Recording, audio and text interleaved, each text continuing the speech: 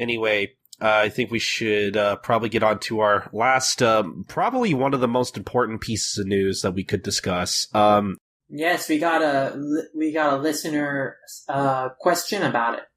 Yep, somebody wanted us to talk about it, and lucky for them, we're gonna talk about it.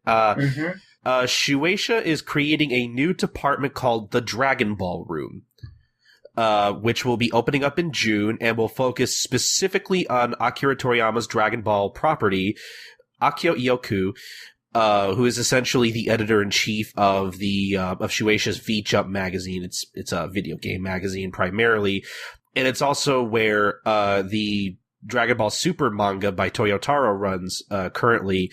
He will be the head of the new department. And basically the idea behind this new department will be to provide new ideas for Dragon Ball content and basically come up with ideas to optimize and expand the brand. Ioku commented that they will literally only be thinking about Dragon Ball. That is literally what the room will be for.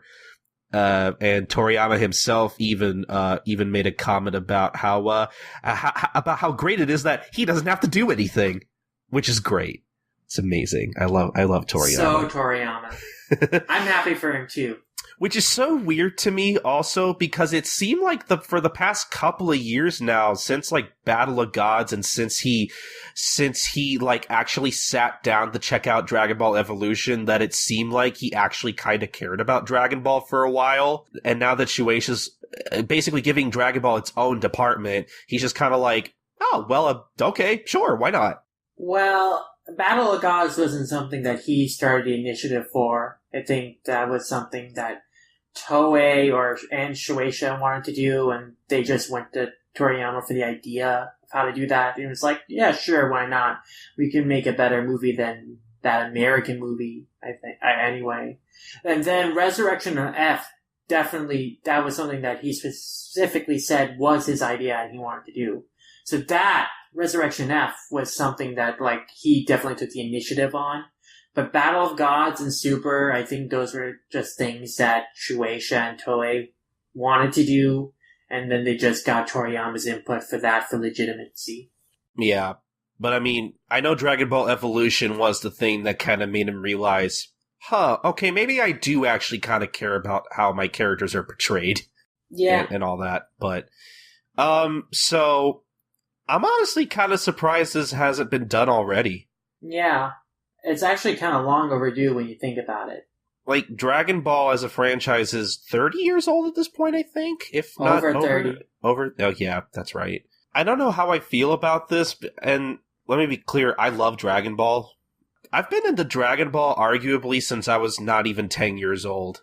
I was very young when I got into Dragon Ball, as most people, obviously, but, I don't know how I feel. I mean, I guess it's kind of cool that they're finally giving their own section of Shueisha the Dragon Ball and, you know, coming up with new ideas and stuff. That's kind of neat. But, like, I don't know. Like, I kind of wish people would kind of give Dragon Ball a rest for a little while because there's always something happening with Dragon Ball. And I'm not saying that's inherently a bad thing.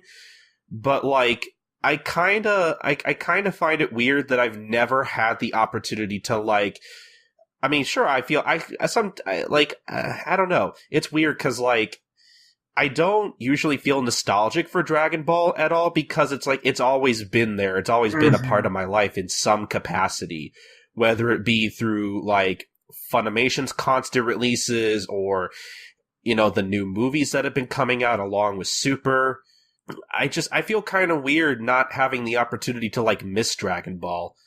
And I kind of wish I could experience that. Like, I wish I could kind of take a break from it. I feel like that would be nice.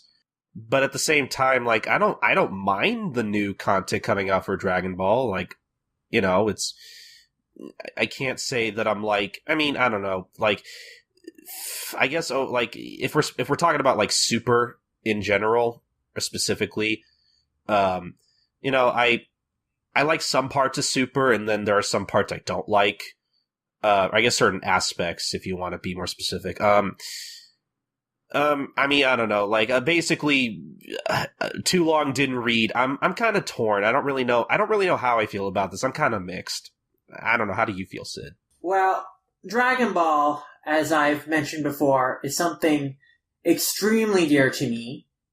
It's a series that has defined my life in many ways, shaped the direction of my life in many ways. It's something that I'll always hold close to my heart, and I love it with every fiber of my being. So, with that said, I think that this Dragon Ball Room initiative is pretty much something that I think Shueshia should have done maybe 20 years ago, and I'm kind of surprised it's taken them this long to do it. Yeah. Because it feels long overdone to me. But it makes sense that they would think about doing it now, because we're in the age of franchises, and everyone is really focusing on, like, beefing up and making, like, their franchises big and massive internationally. And, I mean, in America, we see, like, Hollywood is trying to make all these cinematic universes and franchises out of something like Ghostbusters. And, the thing that Dragon Ball Room reminds me of is Ghost Corp, which was the company that Sony founded specifically to develop the Ghostbusters franchise going forward. And I don't know how that is, since Ghostbusters, that movie flopped. So, like, I don't know about the future of that franchise at this point. But Dragon Ball Room is kind of the same thing for Dragon Ball. The difference is Dragon Ball as a franchise has been revitalized considerably in the last 8 or so years. Now, it never really went away. I mean, we always had, like, video games coming out every year. But it is worth noting that between 1998 to 2008, in Japan, there really wasn't a whole lot of new content for Dragon Ball. That's true. Not really any new manga, no new anime. Basically, I mean, there were new video games, sure, but it wasn't really that active of a franchise. In 2008, we saw, a new anime special, Son Goku and his friends return. Then the year afterwards, we got Dragon Ball Kai. And then from there, we've seen the franchise kind of bounce back into, like, the public eye in Japan and, like, get more stuff made for it. And while Dragon Ball Kai, wasn't necessarily successful in terms of sales ratings were okay, but, like, it got, like, half of what One Piece would get or something. But while Dragon Ball Kai, there was many points where people argued, like, oh, this wasn't successful, but it actually really was, because what it did was that it made another generation aware of what Dragon Ball was. Yep. And so, with the influence of Dragon Ball Kai, merchandise sales and the popularity of the Dragon Ball franchise, was raised up again. And then Dragon Ball Heroes, the arcade game, came out in 2011, and that exploded. And it's like the biggest arcade game, especially card-based arcade game in Japan. And, like, that's how actually a lot of young people in Japan are getting into Dragon Ball nowadays, is that they're not reading the anime or manga, and they're playing Dragon Ball Heroes, and that's how they get into Dragon Ball franchise. So, and of course we're getting movies, there's been new Dragon Ball spin-offs, there's been a whole bunch of projects for Dragon Ball ever since 2008. And the point I'm trying to make here is that Dragon Ball, since 2008, has expanded considerably as a multimedia franchise in terms of what it's been doing and making its presence known in both anime, manga, video games, arcade games, online content with Dragon Ball Online, like all of this stuff. So, Dragon Ball as a franchise has really bounced back and it's really branched out. And so there's definitely a need kind of to oversee all of this stuff, all this new content that's coming out, and, to center, kind of like a headquarters to kind of set some plans in motion and direct control of how the franchise will expand from here on out. And that's what this Dragon Ball Room thing is. It's a central place for Shueshia to plan out how the Dragon Ball franchise is going to expand going forward and kind of control every aspect of the franchise carefully so that they keep it relevant and keep it profitable for, as many years as they can. With this huge resurgence that they have been able to capitalize on in the past 8 years. Now, by the way I said that, you might say, oh, that's kind of a cynical outlook. It really isn't, because, yeah, obviously Dragon Ball is a franchise, and obviously the point of it is to make money, and that's how it's always been. Ever since it came out in the 80s, that's been the entire, from a company standpoint, the point of Dragon Ball is, to make money for Shueisha and for the people working on it. So that's always been the thing with Dragon Ball. But that does not mean that there isn't any integrity, that there isn't any potential for cool things to come out. Cool stories to be told. We're seeing with Super, with this Future Trunks arc, that, there's a lot of good and a lot of potential in new hands coming into this franchise and, working with this franchise. And since there's whole generations of people in Japan who've grown up and love this franchise, they are going into this wanting to make cool things with these characters they love. And so we can get a lot of cool new stories and cool new ideas and cool new content out of the franchise. So it's actually kind of a good thing, and I think it's, fair to be optimistic about the direction of the franchise and Dragon Balls and see Dragon Ball Room as a good thing and kind of something to be excited about, because it shows that Shueisha is really serious about Dragon Ball as a franchise and wanting, to do some quality control in what comes out of it. And that's what Dragon Ball Room is going to be useful. It's going to be a center for quality control, controlling, the future direction of the content. And I think that's all really good, fine, and dandy. I fully expect them to do this with Naruto next, because that's probably their second biggest international franchise. This is kind of how we are in terms of how we market our franchises these days. And I think that it was long overdue for Shueisha to do this with Dragon Ball. So I am perfectly on board with this. And as far as this whole commercialization, Dragon Ball is going to become more commercialized, it's going to be hoarded out as a franchise, all that, whatever. For Dragon Ball, it's always been a franchise. There's always been a lot of spin-offs, tie-ins, merchandise, whatever coming out of this franchise for the past 30 plus years. And, we've got good and bad, but that's the point. We've gotten good and bad. And Dragon Ball Room isn't going to change any of that. If anything, I think there's going to be more good. So I am pretty optimistic. I don't expect this to crash and burn and fail like Ghost Corp or whatever. But, whatever. But yeah, so Dragon Ball Room, good thing. I approve of it. A-okay in my book. And even on even think about as far back as when Toriyama even got when he first entered the manga scene in the first place, his whole even as far as Toriyama goes himself, the creator of Dragon Ball, his whole motivation for wanting to get into drawing manga in the first place was because he thought he could meet a lot of women and make a lot of money.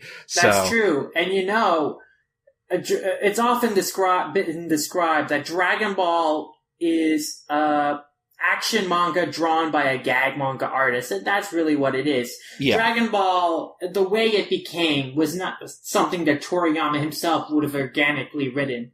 If you want to see something that's pure Toriyama, that's Dr. Slump. That's all him. But Dragon Ball is Toriyama with the meddling and direction placed by Shueisha and editors. And it ends up, and you know what? I love Dragon Ball, and it ended up being really great pretty much all the way through, in my opinion. But, it's important to note that Dragon Ball wasn't pure Toriyama. It's always had influence from outside sources. It always had meddling from outside sources. And that's been true of this franchise since day one all the way to now. And so I really don't see any point of vilifying Shueisha for creating this Dragon Ball Room and, trying to make more content for this franchise, because that's what they've been doing since day one, ever since Dragon Ball really exploded and became popular. Yeah, I agree with that. It's also important to note that Dragon Ball Room isn't the first real centralized multimedia project with Dragon Ball. Back in 2014, they did the SSS project. Those 4 S's stand for Psycho Super Saiyan Secret Project.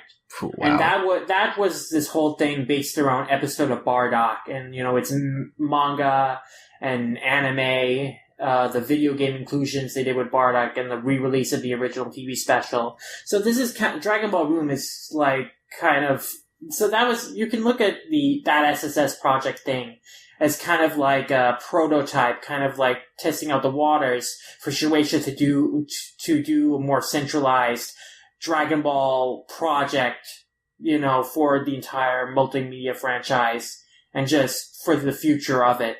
So, it's nothing new is what I'm saying.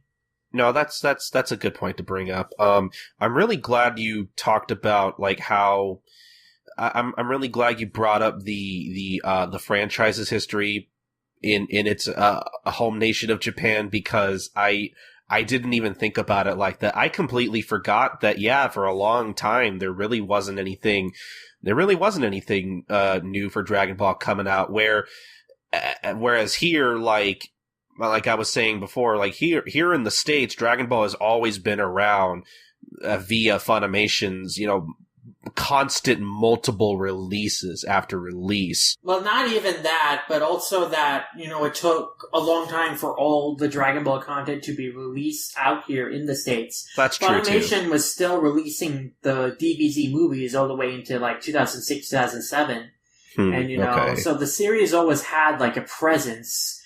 And, just at the point where, the Funimation was running out of stuff to put out was the point when Japan started making more stuff for the franchise. So we never really had a lull or break in, Dragon Ball's relevance. Maybe arguably 2007, 2008-ish. We didn't get a whole lot of new stuff out of Dragon Ball over in the US, but that was such a small time period, and, the series was still on TV at that point too, so it's not really that big a deal. Yeah, the relevance didn't die out quite to the extent it did in Japan during that 10-year stretch of nothing happening for it. So, I mean, so you have to look at it from that different perspective. Us US fans, have never really had to be too far from new Dragon Ball content, but it's been a little different in Japan, and it's only been in the last 8 or so years that's really changed over there. Yeah, I mean, I don't know if I really have an opinion on Dragon Ball Room, quite honestly, which I feel like is really weird to say, because I feel like I should have an opinion, but Dragon Ball is just kind of that thing in my life that's just always been there. So, I feel like maybe now that I think about it, I sort of take it for granted. I've never had that feeling of ever being away from Dragon Ball, because in some way, shape, or form, it's always been a part of me. So I'm just kind of this is cool. Let's see what comes out of it. Because, there's never really been... I can't think of a Dragon Ball product that I've ever, really despised or disliked. Maybe the closest thing to that would probably be I'm not, when I think back on it, I'm not a huge fan of a lot of the episode of Bardock stuff. Yeah, I don't like any of the episode of Bardock stuff. I mean, I really wanted to like it, but I probably thought it was cool at the time, but when I think back on it, it's definitely an attempt to make some kind of money, you could tell they did that because, hey, maybe we can make money if we make Bardock a Super Saiyan. Kids will like that. Yeah. I don't know. But the thing about it is, that it's also important to remember that Shueisha and Toei aren't the only ones who can kind of screw up the franchise. Toriyama kind of has made missteps with it too. Episode 0, Dragon Ball Minus or whatever. Remember that? Remember how that ruins Bardock's character too? Which is weird because Toriyama has gone on record to say that he is a fan of the Bardock TV special. Yeah, he's a fan of the character, but I guess he didn't really understand what people liked about the character. Because it wasn't a character he created himself to That's begin true. with. Yeah. But he liked the idea of Bardock. But he completely changed the character of Bardock and what made him so appealing and fascinating in Dragon Ball Minus. And I consider that, like, a big misstep. Don't really know what the point of Minus was. Like, except to show off Goku's mother, I guess. Which that was a thing everybody cared about, right? I guess? I don't know. I mean, I was interested, but, like, it didn't turn out to be interesting. No. So. I mean, that's always, like, a thing that, like, that I definitely would used to be kind of, like, in the back of my mind, like, Goku never had a mother. Oh, that's kind of interesting. Oh, well. And I just never thought about it again. I probably wouldn't have lost any sleep at night if we never ended up getting any kind of, like, info on that. But anyway, but I think overall, I don't know. I don't think the Dragon Ball Room idea I don't think it's a bad idea, but I'm not going to say, I don't think it's a good idea. Like, it's just a thing that I think was inevitable. Like you said, it was a thing that really should have happened years ago. Like, again, like I said at the beginning, I'm surprised that Shueshia is only now coming up with something like this. Yeah, and I just want to reiterate, you gotta keep in mind what Dragon Ball Room is. As Iyoku is quoted as saying, in practical terms, you can think of it as handling both the rights and editing. It's basically kind of doing quality control on what comes out of the franchise and kind of, trying to shape the direction the franchise goes in. Like, it's not like they have all these grandiose new products that they want to start doing with Dragon Ball and start pouring out the franchise with a bunch of crap. Like, it's really Dragon Ball Room is really a quality control center for Shueisha to kind of watch over and focus on, like, where the Dragon Ball franchise goes and, like, what sorts of things come out of it and what they can do with it. So it's important to keep that in mind. And from that perspective, it's really nothing is that different from what's been happening with the franchise in the past 8 years, other than now Shueisha has a quality control center for it. So, and I think that, if anything, that's just going to make what comes out of the franchise going forward even better. So, that's my piece on that. Or at the very least, keep things consistent. Exactly. But I think this is one of those wait and see kind of things. Yeah. Hopefully good things come out of it. Yeah. But I guess I'm optimistic. I definitely am, because I have no reason not to be. Yeah, I agree. Again, I feel the criticism of Dragon Ball Room is overblown and based on misunderstandings, but we've gone over that. So, I think we've said our piece on Dragon Ball Room. Yeah, I think so. I think that's about it.